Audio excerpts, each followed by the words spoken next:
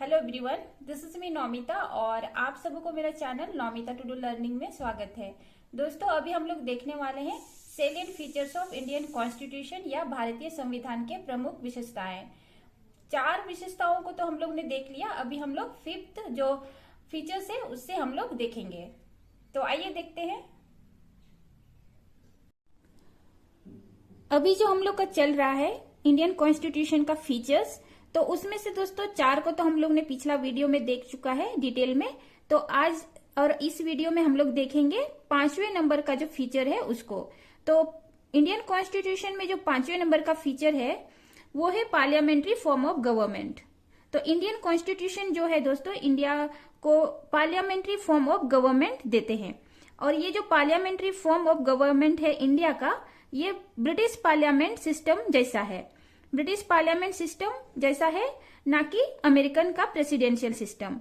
दोस्तों, ये जो पार्लियामेंट्री सिस्टम और ब्रिटिश पार्लियामेंट्री सिस्टम और अमेरिकन प्रेसिडेंशियल सिस्टम में डिफरेंस ये है दोस्तों कि ब्रिटेन का जो पार्लियामेंट्री सिस्टम में यहाँ पीएम हेड होते हैं, और अमेरिका का जो प्रेसिडेंशियल सिस्टम में यहाँ पे प्रेसिडेंट हेड होते हैं।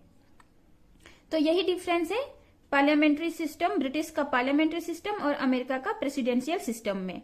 तो इंडिया का जो गवर्नमेंट है ये ब्रिटेन के जैसा, ब्रिटिश पार्लियामेंट्री सिस्टम जैसा है। और दूसरा जो पॉइंट है दोस्तों पार्लियामेंट्री सिस्टम का, पार्लियामेंट्री फॉर्म ऑफ गवर्नमेंट का, पार्लियामेंट्री सिस्टम जिसको वेस्टमिंस्टर भी कहते हैं, पार्लियामेंट्री सिस्टम को वेस्टमिंस्टर भी कहते हैं, जिसका मॉडल ऑफ गवर्नमेंट, इसका मतलब होता है model of government, responsible government या कैबिनेट गवर्नमेंट। इस वेस्टमिंस्टर मॉडल में जो होता है दोस्तों एक रिस्पॉन्सिबल गवर्नमेंट होता है, मतलब पीएम होते हैं और उनके साथ काउंसिल ऑफ मिनिस्टर्स होते हैं। ये कानून बनाते हैं, लेजिस्लेटिव में पास होता है और फिर ये एग्जीक्यूट करते हैं कानून को, पॉलिसीज को, और इसलिए ये एक रिस्पॉन्सिबल गवर्नमेंट है। तीसरा नंबर का जो पॉइंट है दोस्तों पार्लियामेंट्री फॉर्म ऑफ गवर्नमेंट का, ये है सेंटर और स्टेट में पार्लियामेंट्री सिस्टम है।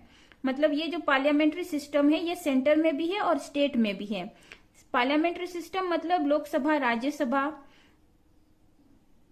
और प्राइम मिनिस्टर, फिर उनके जो काउंसिल ऑफ मिनिस्टर्स, ये होते हैं पार्लियामेंट्री सिस्टम। और यही सिस्टम स्टेट में भी है। स्टेट में जैसे सीएम है और सीएम के अंडर में फिर इनके जो काउंसिल ऑफ मिनिस्टर्स है सीएम के अंडर में, उसको हम लोग पार्लियामेंट्री सिस्टम स्टेट का है। तो दोस्तों ये हम लोग ने देखा सेंटर और स्टेट दोनों में पार्लियामेंट्री सिस्टम है। और चौथा जो पॉइंट है दोस्तों पार्लियामेंट्री फॉर्म ऑफ गवर्नमेंट के, पार्लियामेंट्री फॉर्म ऑफ गवर्नमेंट में नॉमिनल और रियल एग्जीक्यूटिव होते हैं।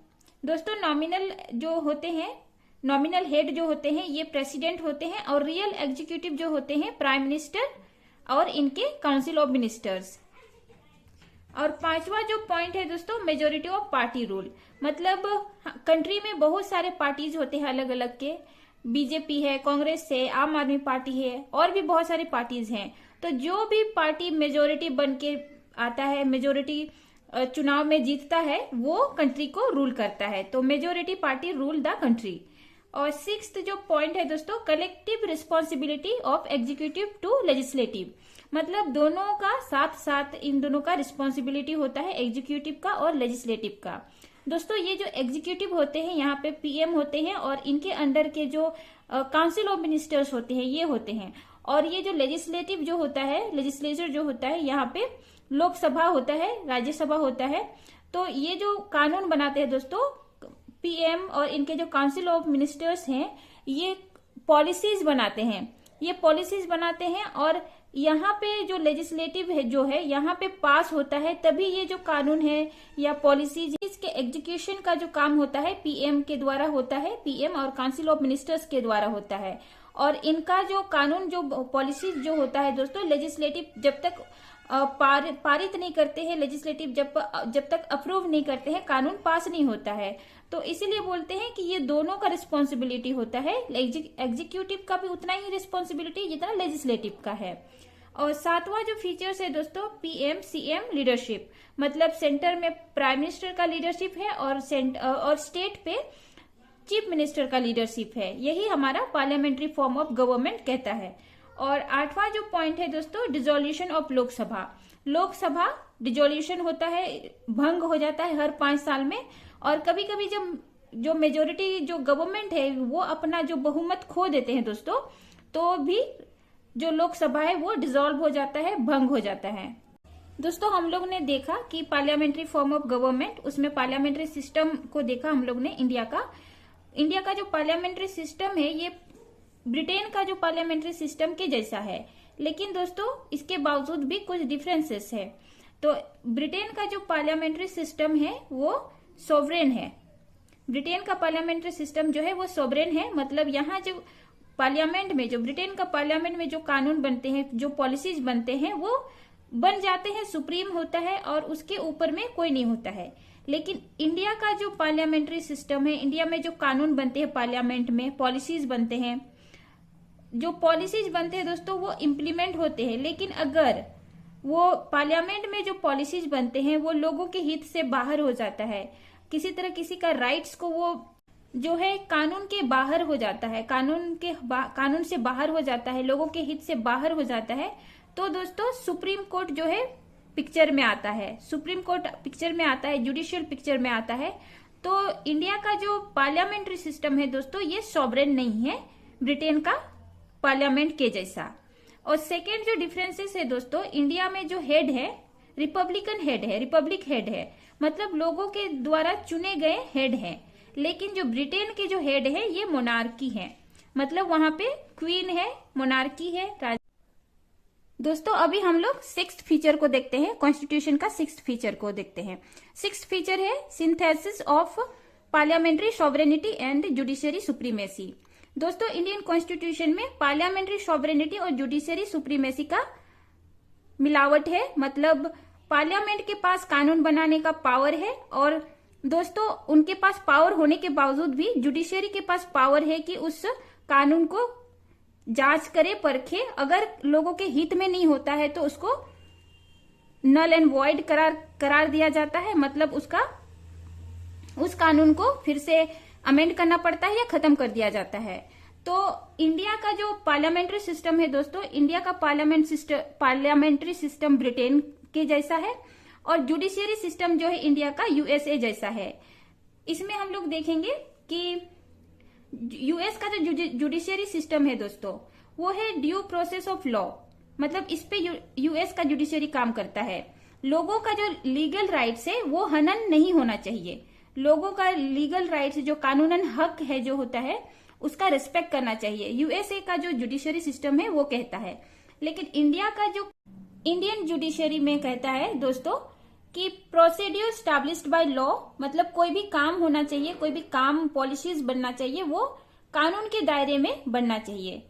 Law only valid if follow correct procedure, मतलब कि कानून जो बन रहे हैं वो वैलिड तभी होगा जब सही तरीका फॉलो किया जाएगा। इंडियन कॉन्स्टिट्यूशन में इंडियन का जो जुडिशरी सिस्टम है दोस्तों, आर्टिकल 21 को बहुत ज्यादा इसी को ताक में रखते हुए लॉ बनाया जाता है। आर्टिकल 21 जो है ये प्रोटेक्ट करता है पर्सनल लाइफ और लिबर्टी को, मतलब इंसान का जो स्वतंत्रता को इसमें प्रोटेक्ट किया जाता है। तो यही है दोस्तों इंडियन कॉन्स्टिट्यूशन का जो फीचर है, synthesis of parliamentary sovereignty and judiciary supremacy. Parliament के पास ब्रिटेन के तरह कानून बनाने का, पॉलिसी बनाने का पूरा पावर है, लेकिन साथ ही साथ दोस्तों जुडिशियरी का भी उतना ही हक है कि अगर पार्लियामेंट किसी तरह गलत कानून बनाते हैं तो इसको देखरेख करता है जुडिशियरी सिस्टम। और अगर जुडिशियरी जो सिस्टम है दोस्तों उसको भी पार्लियामेंट द्वारा संशोधित करने का पार्लियामेंट के पास पूरा पावर है। अभी हम लोग देखेंगे कॉन्स्टिट्यूशन के 7th फीचर्स को। 7 फीचर्स है दोस्तों integrated and independent judiciary. Country को इंडिया को मिला हुआ है कॉन्स्टिट्यूशन के द्वारा इंटीग्रेटेड एंड इंडिपेंडेंट जुडिशियरी।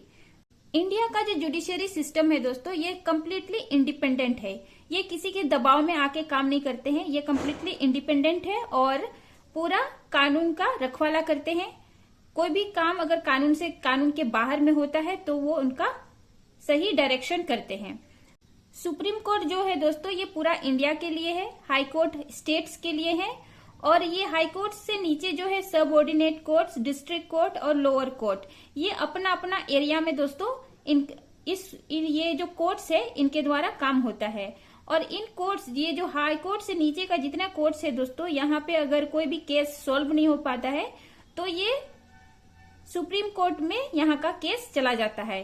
तो इसीलिए ये एक इंटीग्रेटेड कोर्ट है। कोर्ट को, ये सारे कोर्ट्स को इंडिपेंडेंसी मिला हुआ है, लेकिन अगर जो केस है सॉल्व नहीं होता है, वो सारे जो केस है वो चला जाता है सुप्रीम कोर्ट में। और ये जो सुप्रीम कोर्ट है दोस्तों, ये एक फेडरल कोर्ट है, मतलब इनके अंदर में सारे स्टेट्स आते हैं, सारे स्टेट्स के कोर्ट्स इनके अंदर में ही काम होता है। तो ये सुप्रीम कोर्ट जो है सारे स्टेट्स, पूरा कंट्री का जो इश्यूज है, जो केस है वो सॉल्व करने का काम करते हैं। और ये जो सुप्रीम कोर्ट है ये हाईएस्ट कोर्ट ऑफ अपील है, मतलब कि इसके नीचे में जितने भी कोर्ट्स है वहां केस सॉल्व नहीं होते हैं तो डायरेक्टली सुप्रीम कोर्ट में भी केस लेके जाया जा सकता है। और ये जो सुप्रीम कोर्ट है दोस्तों, ये प्रोटेक्ट करता है फंडामेंटल राइट्स के। फंडामेंटल राइट्स जो सिटीजन्स को मिले हुए हैं उसको प्रोटेक्ट करने का काम भी सुप्रीम कोर्ट करते हैं।